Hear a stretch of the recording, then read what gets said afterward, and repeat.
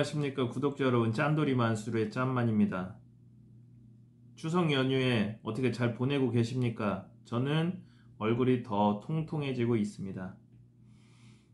제가 이번에 추석에 갔다 오면서 친척들이랑 얘기도 해보고 느낀 부분에 대해서 혼자 생각을 정리하다가 인터넷에 상가 관련해서 또 공부하려고 켰는데 좋은 글이 있어서 제 생각을 더해가지고 여러분들께 좀 내용을 전달해 드리고자 영상을 찍습니다. 지금 엄청난 불황이죠. 자영업자들도 많이 힘들고, 근데 물론 제 영상에 88노가리나 무인 아이스크림이나 오픈하시는 분들은 그래도 좀 제가 최선을 다해서 도와드리고 있는데, 이렇게 경기가 안 좋은데도 상가 건물이랑 상가 주택, 구분 상가는 불황에도 엄청나게 뜨겁습니다. 지금도. 불경기에 왜 돈이 상가 건물 매매 쪽으로 여전히 이동하는지에 대해서 이야기를 해보려고 한다. 이런 글이 있어가지고 내용을 봤는데 내용이 참 좋습니다. 부자들은 상가 건물 투자를 선호했다. 우리나라 부자들은 대부분 상가 건물 하나 정도는 갖고 있다.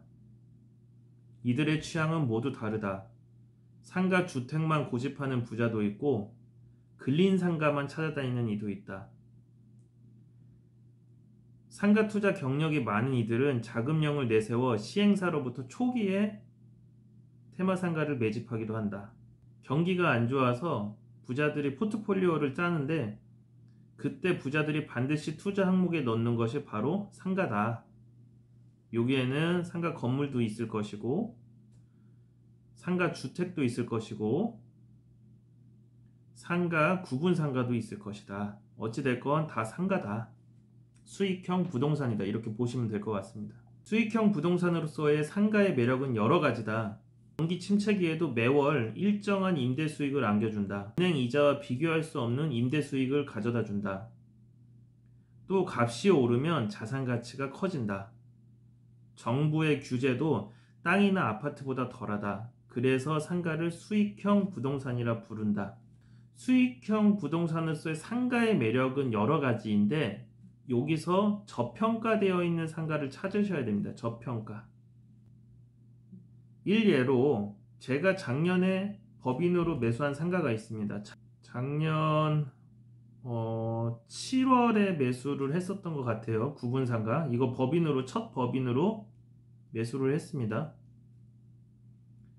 매매가는 5억 7천에 매수를 했고요. 월세는 314만원이 나오고 있는 상태입니다. 보증금은 3,500이 들어가 있고요. 요것만 놓고 수익률을 계산을 해볼게요. 요것만 놓고 수익률을 계산했을 때 대략적으로 7%의 수익률이 나옵니다. 작년에 이렇게 급매로 샀던 상가가 최근에 부동산에서 전화가 와서 가격을 내놨습니다. 5억 7천에 샀고요.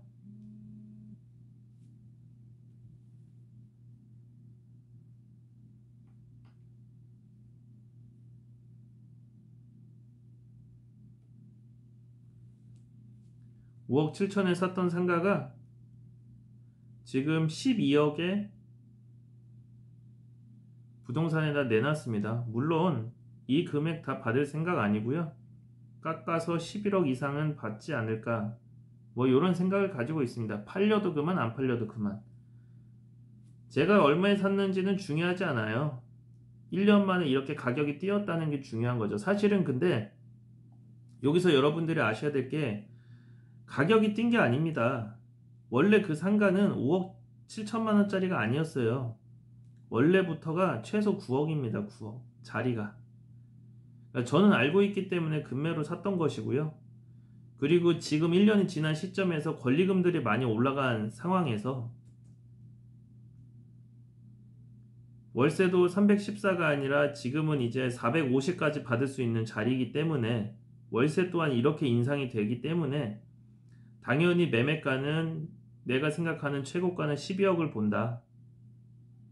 요 사이에서 팔리겠죠. 저는 이렇게 생각을 하고요. 그래서 무조건 상가라고 좋은 게 아니라 저평가되어 있는 상가를 투자할 줄 알아야 되고 볼 줄 알아야 된다. 그리고 저평가가 나왔을 때는 뒤도 안 돌아보고 그냥 빨리 사야 된다. 이런 내용을 같이 덧붙이고 싶습니다. 아파트와 비교해 보면 아파트는 규제가 많아서 귀찮다. 1인 가구 증가와 노령화로 앞으로 수요가 줄게 되어 있는 판에 새로 분양되는 아파트는 너무 많다. 정부가 주택시장 규제를 풀어 반짝 호황을 보기도 했으나 수요가 빠져나가 침체기에 빠지기도 했다.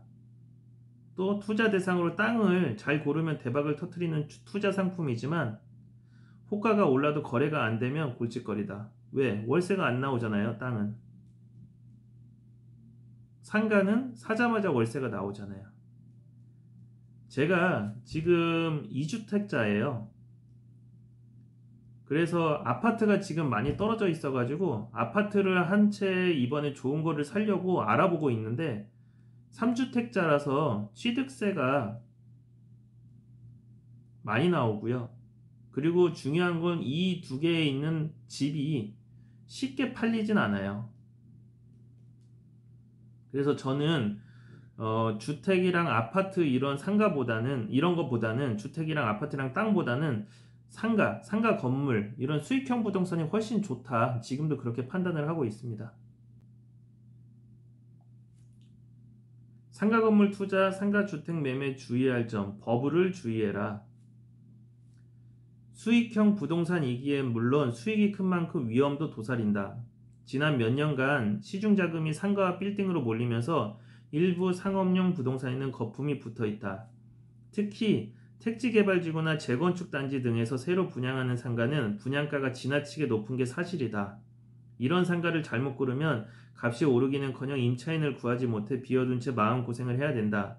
간혹 분양 사기를 당해 소중한 재산을 통째로 날리기도 한다. 제가 아는 지인분도 상가를 하나 분양을 받으셨는데 5년째 공실이라고 합니다. 5년. 분양 매매 금액은 대략적으로 12억 정도의 분양을 받으셨는데 지금 7억에 내놨는데도 안 나간다고 해요. 공실입니다. 이런 거는 쉽게 투자를 하시면 안 돼요. 신도시, 무슨 택지 개발지구 이런 데서 개발해가지고 대량으로 공급하는 곳 있잖아요. 이런 곳들은 조금 투자를 조심해야 되고 제가 투자하는 것처럼 구도심에 권리금이 많이 형성되어 있고 1층 공실이 없는 1층뿐만 아니라 상층부에도 공실이 없는 다 권리금들이 형성되어 있는 상층부에도 이런 곳을 좀 투자를 해야 되고 꼭 서울이 아니라도 상관없습니다. 제가 살고 있는 부천 인구수가 많은 곳도 괜찮고요. 잘 살지 않는 동네라고 하더라도 사람들은 미용실도 있고 음식점도 있고 다 상가를 이용하기 때문에 오히려 적정한 임대료가 있는 메인 서울 이런 데 비싼 데 수익률 떨어지는 것보다는 인구수가 좀 많이 살고 있고 실생활에 좀 이용되는 상가 부천같이 예를 들어서 제가 투자하는 이런 곳이 사실 안전하다 이런 평가는 내릴 수는 있습니다. 상가 건물 투자 상가주택의 변수도 적지 않다. 상가는 경기 흐름과 밀접하다. 경제 성장률, 소비 성향, 상권 변화 등을 살펴야 한다. 내수 경기 침체가 길어지면 소비가 줄어들고 장사가 안 돼 빈상가가 늘어난다. 상가의 투자 가치는 당연히 떨어진다. 물론 상가 주인들은 건물 가치가 떨어지는 것을 우려해 임대료를 내리지 않는 채 빈상가로 놓아두는 경우가 많지만 시간이 지나면 결국 가치가 떨어지게 되어 있다. 그래서 여러분들은 상가 투자를 할 때 저처럼 어떻게 해야 되냐면 정말 메인 자리에 제일 좋은 자리에 상가를 사던가요. 조금 비싸게 주더라도 혹은 메인 자리가 아니라 B급 자리에 정말 좋은 코너 자리를 사던가. 물론 이게 더 좋죠. 근데 나중에 시간이 지나서 이 상권이 살아날 수도 있는 거고 그리고 이 B급 지역은 주로 생활권이에요. 생활권. A는 상업지구라고 보시면 여기는 주거지역에 있는 상가라고 보시면 돼요. 요즘은 주거지역에도 뭐 메가커피나 컴포즈나 뭐 역전할머니 맥주나 뭐 요즘 제 영상에 나오는 뭐 88노가리 이런 좋은 브랜드들이 많이 입점을 하죠. 이런 생활권 주거지역에도 이런 곳 상가 나오면 사놓을만 해요. 공실 오히려 잘 안 나요. 대신에 메인 자리나 혹은 B 구역, B급 지역이나 좋은 자리로 투자를 하셔야 된다는 얘기예요.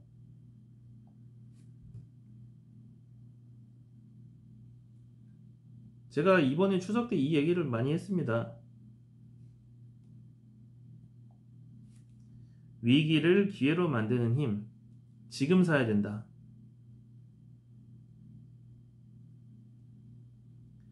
상가에 투자하는 부자들은 이러한 변수를 잘 안다. 알기 때문에 두려워하지 않는다. 오히려 이를 기회로 삼는다. 침체기가 아니면 나오기 힘든 우량 물건을 헐값에 낚아챈다. 제가 작년에 샀던 그런 상가죠. 한 5억 정도 싸게 산. 그들은 회복기를 준비한다. 소비 침체는 위험이자 기회다. 내수 경기가 살아나 장사가 잘 되면 권리금과 임대료가 오르기 때문이다. 부자들이 불황기에도 우량 상가에 눈독을 들이는 것은 이런 까닭에서이다. 제일 중요할 것 같아요. 위기는 기회다.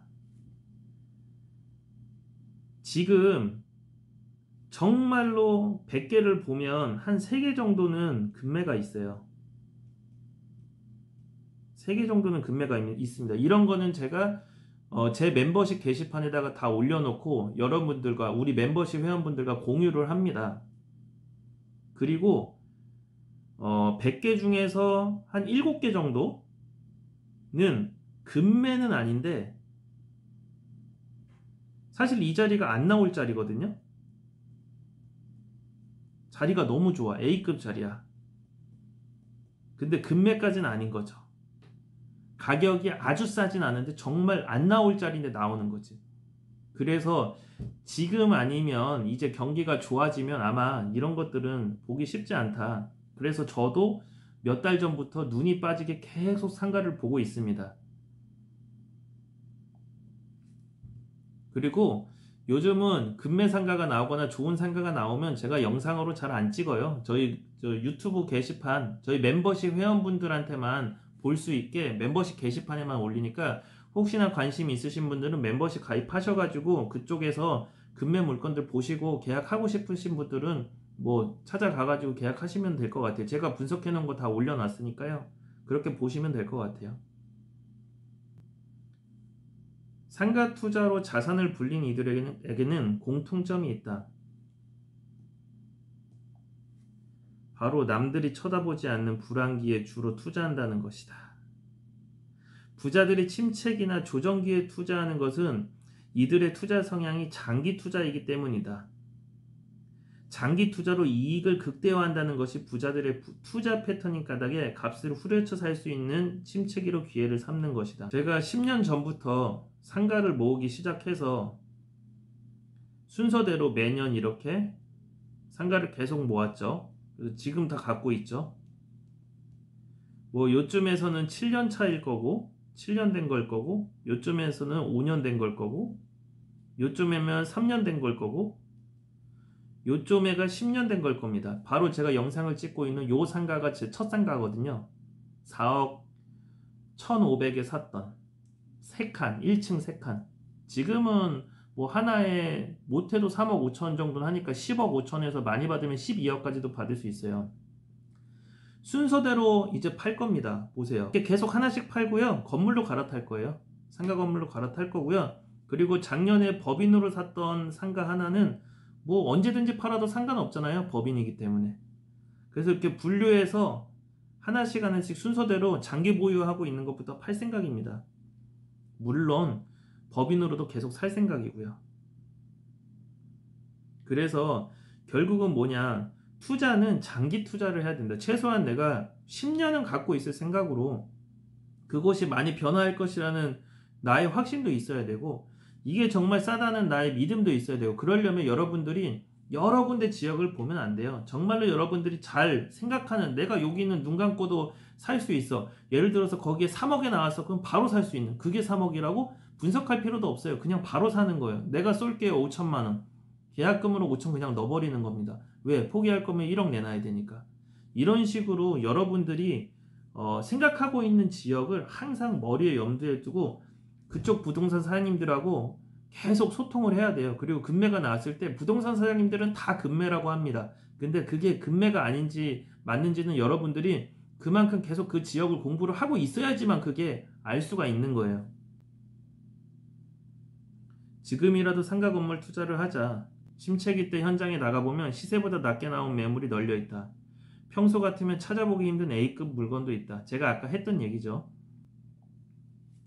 수익에는 모험이 동반돼야 된다. 결국은 돈이 투자돼야 되고 대출을 이용해야 되고 또 대출을 이용하면 그 이자만큼 비용 처리를 해주잖아요. 그래서 상가 투자할 때는 대출을 안 끼고 현금으로 사는 건 바보 같은 짓이고요. 대출을 이용해서 내가 부담될 수 있는 계산을 해봐야겠죠.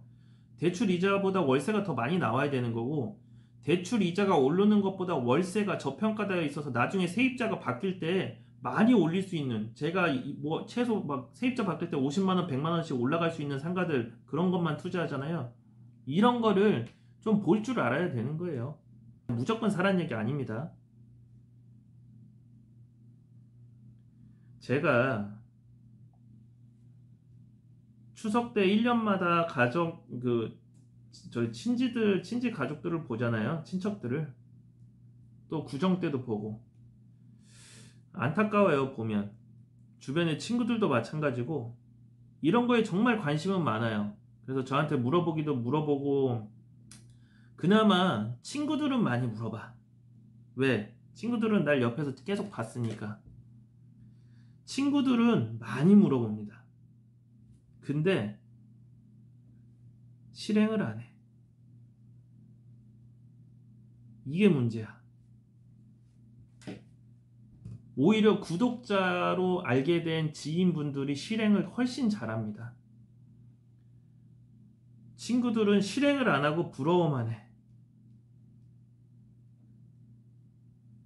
하고 싶어 하는데 다 가르쳐주면 마지막 결정을 못해. 이걸 깨야 됩니다.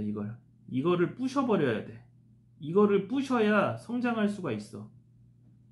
제가 정말 제일 친한 친구한테도 맨날 얘기합니다. 걔 그래도 급여가 4, 500 받고 자산도 한 2, 3억 자기 아파트 하나 있고 있는데 나는 항상 얘기해요. 아파트 팔아라. 그리고 네가 가지고 있는 2억이랑 합쳐가지고 10억 초반대 상가 건물 사라. 그리고 시간이 지나서 이게 가격이 오르면 이거를 또 팔고 더 큰 걸로 갈아타고, 그러다가 나중에 정말 뭐 한 20억, 30억까지 자산이 모이면 서울 걸로 또 갈아타고 뭔가 좀 더 계속 성장할 수 있는 거를 생각을 해라. 근데 그걸 포기를 못 하더라고. 결혼도 안 했는데 이 아파트와 참, 이 아파트와 좋은 차 그리고 저축, 이거 세 개를 포기를 못 하더라고요. 그래서 기회를 놓쳐. 지금 살 때인데. 그리고 이제 추석 때나 명절 때 친척들을 만나면 딱 하나 변하는 거 있어. 내가 이렇게 얼굴들을 보면 작년보다 다 늙었어. 그리고 다 힘들대.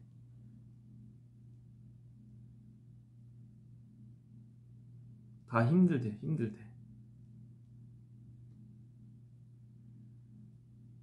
다 못 살아.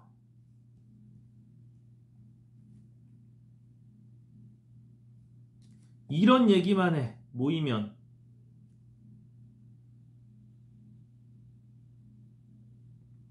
이러니 제가 추석이나 구정 때 집에 가면 말을 잘 안 해요. 왜냐면 이런 돈 버는 거를 가르쳐 주고 싶어. 저희 집에 뭐 선생님 출신도 있고 똑똑하신 분들도 있는데 공부 잘하는 거랑 돈 잘 버는 거랑은 전혀 다른 얘기인 것 같아요. 그러니까 투자, 돈 잘 버는 게 저는 이제 투자라고 보거든요. 물론 그분도 그분들의 삶이 있겠지만 항상 매년 느끼는 게 이게 깨야 된다. 돈을 버는 이 투자의 성향을 깨야 된다. 아무도 따라오지 않습니다. 오히려 주변 사람들이. 친인척들, 그리고